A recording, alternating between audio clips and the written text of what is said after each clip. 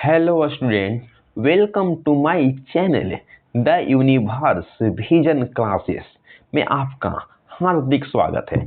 चलिए बच्चों, आज हम लोग क्लास 10th का एमवीवीआई यानी कि ऑब्जेक्टिव लाए हैं, जो यानी कि क्लास 10th के लिए चैप्टर नंबर 12 यानी कि जिसका नाम है कि मेरे बिना तुम प्रभु, यानी कि मेरे बिना तुम प्रभु। इस चैप्टर से जितने भी अगर बोर्ड हमेशा से हमेशा क्वेश्चन अगर पूछ सकता है ना, उसको बारे में हाँ यानी कि संपूर्ण ऑब्जेक्टिव को लाया हूँ। अगर ये आप पढ़ लीजिएगा तो एक भी जो चैप्टर ऑब्जेक्टिव का जो है ना, वह इस चैप्टर से छूटेगा ही नहीं, क्योंकि 30 से 40 ऑब्जेक्टिव यानी कि क्वेश्चन है, जिसमें से यानी कि 8 या 10 तो जो PYQ यानी कि क्वेश्चन बैंक से उठाकर इसमें हम लाए हैं।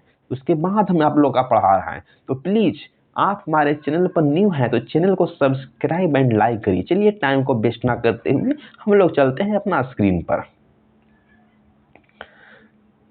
चलिए हाँ, बोल रहा है कि रेनर मारिया रिल्के के द्वारा यानी कि रचित जो है ना, वह क्या रचित कविता है। सर बोलते हैं कि जो रेनर मारिया रिल्के के द्वारा यानी कि रचित क्या है, तो मेरे बिना तुम प्रभु। क्या है, तो मेरे बिना तुम प्रभु। चलिए नेक्स्ट नंबर देखिए। रेनर मारिया रिल्के का जन्म जो है वह किस देश में हुआ था। सर बोलते हैं कि जो रेनर मारिया जो रिल्के है उसका जन्म किस देश में हुआ था, तो जर्मनी में यानी कि हुआ था। चलिए नेक्स्ट नंबर देखते हैं।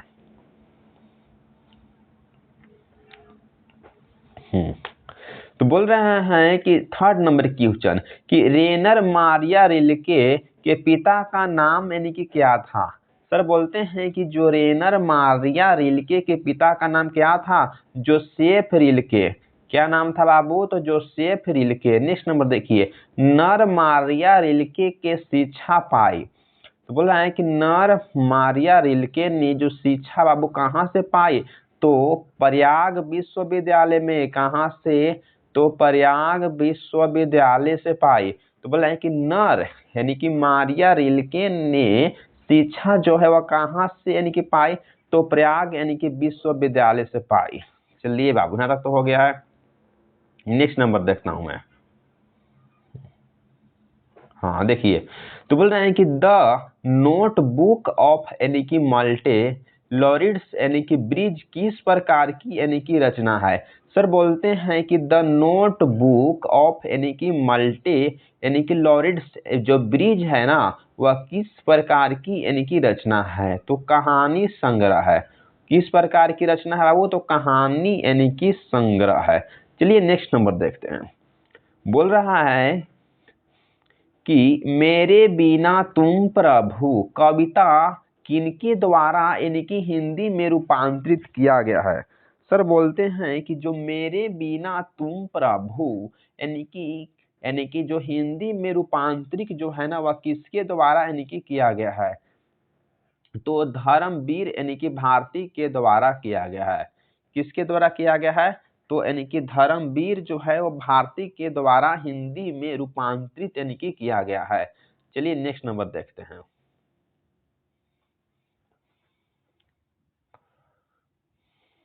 चलिए हाँ, बोल रहा है कि कविता में किसके अस्तित्व होने की बात यानी कि कही गई है। सर बोलते हैं कि जो कविता में किसके जो अस्तित्व यानी कि होने की बात यानी कि कही गई है, तो भक्तों के अस्तित्व यानी कि होने की बात कही गई है। चलिए नेक्स्ट नंबर देखिए। कवि ने जलपात्र यानी कि किसे कहा है। सर बोलते हैं कि जो कवि ने जलपात्र यानी कि किसे कहा है, तो भक्त को यानी कि कहा है। चलिए, कवि यानी कि क्या सूखने की यानी कि बात कहता है। सर बोलते हैं कि जो कवि है ना, क्या सूखने की बात यानी कि कहता है, तो मदिरा को सूखने की बात यानी कि कहता है। चलिए नेक्स्ट नंबर देखिए, ठीक है। हाँ, तो बोल रहे हैं कि कौन अपना अर्थ खो बैठेगा, ठीक है। बोल रहे हैं कि कौन अपना अर्थ यानी कि खो बैठेगा, यानी कि भगवान अपना अर्थ जो है ना वह खो बैठेगा, ठीक है। चलिए, किसके बिना प्रभु यानी कि गृहहीन होंगे। सर बोलते हैं कि किसके बिना प्रभु यानी कि गृहहीन होंगे। चलिए ठीक है, दास के बिना जो गृहहीन होंगे। चलिए ठीक है, देखिए प्रभु के पादुका की संज्ञा जो है वह किसे दी गई है। ठीक है, बोल रहा है कि जो प्रभु के पादुका की संज्ञा जो है वह किससे दी गई है। ठीक है, तो दास को दी गई है। किसे? दास को। चलिए ठीक है, बोल रहा है कि लहूलुहान यानी कि कौन भटकेंगे। तो सर बोलते हैं कि जो लहूलुहान जो है वह कौन भटकेंगे, तो भगवान के पैर। कौन भटकेंगे? तो भगवान के पैर। चलिए नेक्स्ट नंबर देखिए, किसका शानदार यानी कि लावदा गिर जाएगा।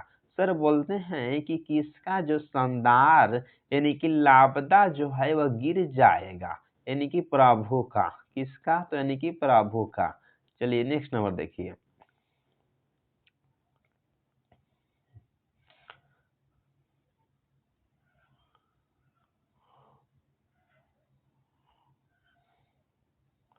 हाँ नेक्स्ट नंबर देखिए, बोल रहे हैं कि केपोल का अर्थ क्या है। बोल रहे हैं केपोल का यानी कि जो अर्थ है ना वह क्या है, तो गाल। क्या है? तो यानी गाल।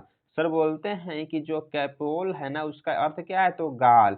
नेक्स्ट नंबर देखिए, बोल रहे हैं कि निर्वासित का यानी कि जो अर्थ है वह सही मायने में क्या होता है, तो यानी कि बेघर। जिसका यानी कि कोई घर ना होता है उसको हम बोलते हैं बेघर। नेक्स्ट नंबर देखिए, ठीक है, रेनर मारिया रिल्के किस भाषा के कवि हैं। ठीक है, तो यानी कि जर्मनी।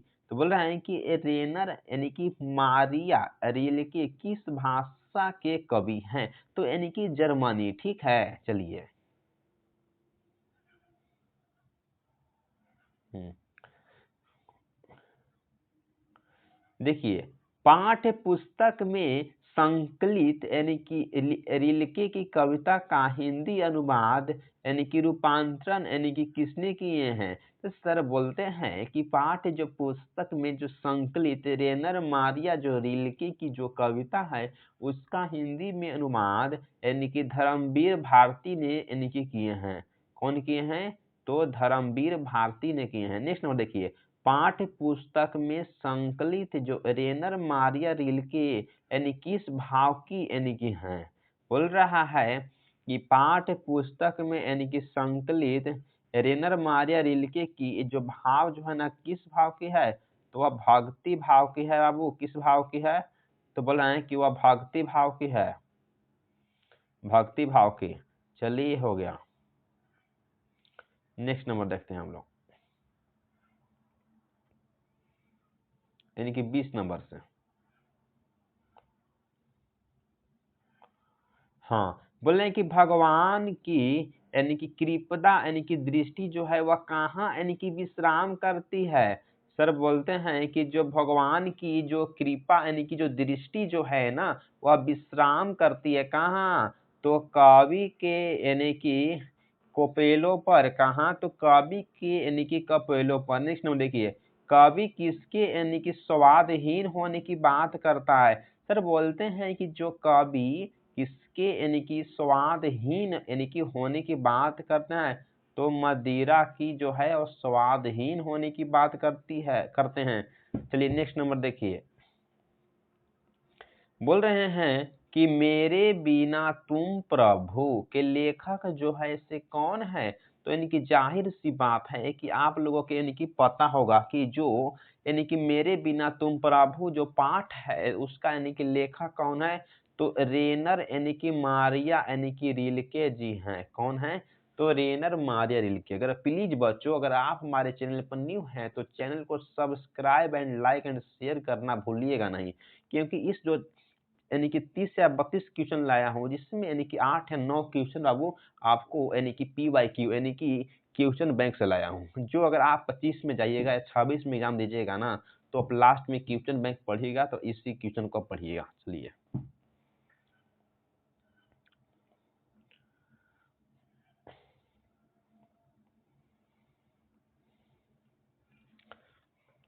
चलिए नेक्स्ट नंबर देखिए। तो बोल रहे हैं कि रेनर मारिया रिल्के का यानी कि जन्म जो है यानी कि कब हुआ था। सर बोलते हैं कि जो रेनर मारिया रिल्के का जन्म जो है वह कब हुआ था, यानी कि 4 दिसंबर 1875 को। सर बोलते हैं कि जो रेनर मारिया रिल्के का जन्म जो है वह कब हुआ, यानी कि 4 दिसंबर 1875 को। नेक्स्ट नंबर देखिए, रेनर मारिया रिल्के का जन्म जो है यह कहाँ हुआ था। सर बोलते हैं कि जो रेनर मारिया यानी कि रिल्के का जन्म यानी कि कहाँ हुआ था, तो यानी कि जर्मनी में हुआ था। नेक्स्ट नंबर देखिए, रेनर यानी कि मारिया रिल्के का पिताजी यानी कि क्या यानी कि नाम था। सर बोलते हैं कि जो रेनर मारिया जो रिल्के है ना, उसके पिताजी का नाम क्या है, ठीक है, यानी कि जोसेफ रिल्के, ठीक है। क्या है, तो जोसेफ यानी कि रिल्के। चलिए देखिए, ठीक है।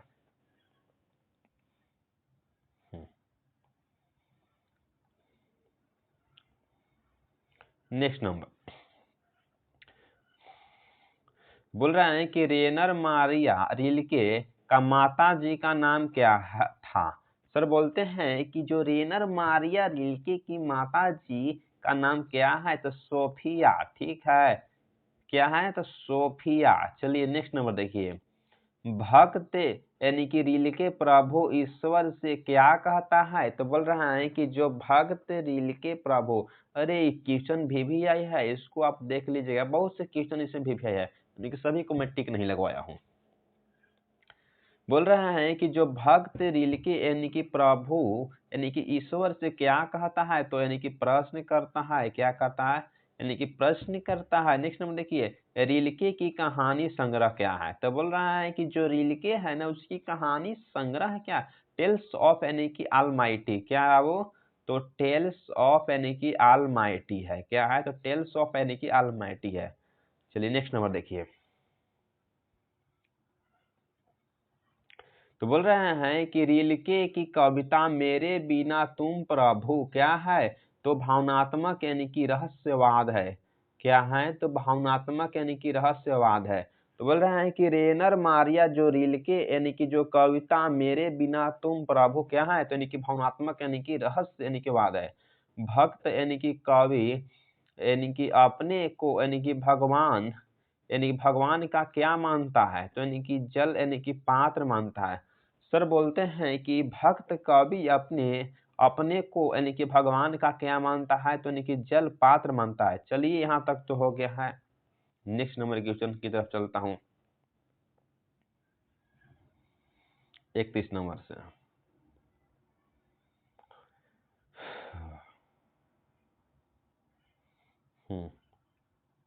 देखिए बाबू, 31 नंबर क्वेश्चन क्या है, तो रेनर मारिया रिल्के का यानी कि काव्य यानी कि संग्रह क्या है। तो बोल रहा है कि जो रेनर मारिया यानी कि रिल्के का यानी कि जो काव्य यानी कि संग्रह जो है वह क्या है, तो यानी कि लॉरेंस यानी क्या है, तो बोल रहे हैं कि लॉरेंस यानी कि सफरी यानी कि फाइस यानी कि लाइफ यानी कि एंड यानी कि सॉगन्स और यानी कि इवेंट्स यानी कि इनमें से सभी हैं। अगर आपको क्वेश्चन जो है ना ऑब्जेक्टिव में घुमा फिरा के दे देना, तो आपसे छूटेगा ही नहीं, क्योंकि मैं उसी यानी कि अंदाज में पढ़ाता हूँ कि जिस अंदाज में वहाँ यानी कि बोर्ड यानी कि पूछता है। चलिए नेक्स्ट नंबर देखते हैं। तो बोल रहे हैं कि रेनर मारिया रिल्के का यानी कि मुख्य यानी कि उपन्यास क्या है। सर बोलते हैं कि जो रेनर मारिया जो रिल्के का यानी कि मुख्य यानी कि उपन्यास क्या है, तो द नोटबुक ऑफ यानी कि माल्टे यानी कि लॉरिड्स ब्रिज है। क्या है, तो द नोटबुक ऑफ यानी कि माल्टे यानी कि लॉरी यानी कि ब्रिड्स ब्रिज है। चलिए यहाँ तक तो हो गया। 33 से हम लोग देखना स्टार्ट करते हैं, ठीक है। देखिए वो तो बोल रहा है कि जो शानदार यानी कि लापता किसका यानी कि गिर जाएगा। आप लोग जान रहे हैं कि जो शानदार यानी कि जो लापता है वह किसका यानी कि गिर जाएगा। तो आपको लोग जान रहे होंगे कि प्रभु का यानी कि शानदार लापता यानी कि गिर जाएगा। चलिए नेक्स्ट नंबर देखिए, लापता का यानी कि जो शाब्दिक जो अर्थ जो है वह क्या है। बोल रहा है कि जो लापता है ना, तो उसका शाब्दिक अर्थ क्या है, तो यानी कि उसका शाब्दिक जो अर्थ है ना वह चोंगा होता है। चलिए देखिए, रेनर मारिया रिल्के का निधन जो है यानी कि कब हुआ था। सर बोलते हैं कि जो यानी कि रेनर मारिया जो रिल्के है उसके यानी कि निधन जो है वह कब हुआ था? तो 29 दिसंबर यानी कि 1900 यानी कि 26 ईस्वी को हुआ था। कब हुआ था? तो बोल रहे हैं कि 29 दिसंबर 1926 को रेनर मारिया रिल्के का निधन यानी कि हो गया था। चलिए ठीक है, नेक्स्ट नंबर देखते हैं। यही द एंड हो गया। चलिए आज हम लोग का चैप्टर जो है ना वह हिंदी का यानी कि ऑल क्या हो गया बाबू? तो यानी कि ऑल चैप्टर जो है ना हम लोग हिंदी का वह एंड हो गया। हाँ, एंड हो गया। ठीक, हम लोग का हिंदी का जो जितना भी चैप्टर था ना वो तो क्या हो गया? तो एंड हो गया। चलिए अगर आप हमारे चैनल पर न्यू हैं तो चैनल को subscribe and like and share करिए, क्योंकि अब हम इसके बाद जितने भी गद्य खंड और पद खंड है ना वह सभी को एक ट्रिक लाऊंगा, जिसमें गद्य खंड का पूरा ट्रिक रहेगा। उसमें लेखक के लिखा है, राइटर के नाम क्या है, कब जन्म हुआ, उसकी क्या रचनाएं हैं वो रहेगा। उसके बाद पद खंड में उसके बाद तुरंत पद खंड का रहेगा। और उसके बाद गद्य खंड जो है ना वह गद्य खंड में जितने भी अगर कवि यानी कि राइटर्स हैं वो सभी का डिटेल रहेगा और उस वन शॉट के रूप में। आप फिर उसके बाद यानी कि पद खंड का भी वन शॉट के रूप में रहेगा। तो प्लीज आप हमारे चैनल से जुड़ जाइए और टेलीग्राम चैनल को यानी कि जोड़ जोड़ दीजिए मोबाइल में, क्योंकि जितना भी जो पीडीएफ अगर ये है ना पीडीएफ, ये पीडीएफ को वहाँ ही जाएगा। कहाँ? तो टेलीग्राम चैनल जो है ना हमारा वह टेलीग्राम चैनल पर ही जाएगा। तो प्लीज आप आपसे रिक्वेस्ट है कि आप हमारे टेलीग्राम चैनल को जोड़ जाइए। वो आप इस पीडीएफ का यानी कि आनंद से पढ़िए। चलिए थैंक्स फॉर वाचिंग यानी कि this video. Please you are subscribe and like and share. चलिए बच्चों आज का सफर हम लोग का यहीं तक रहा।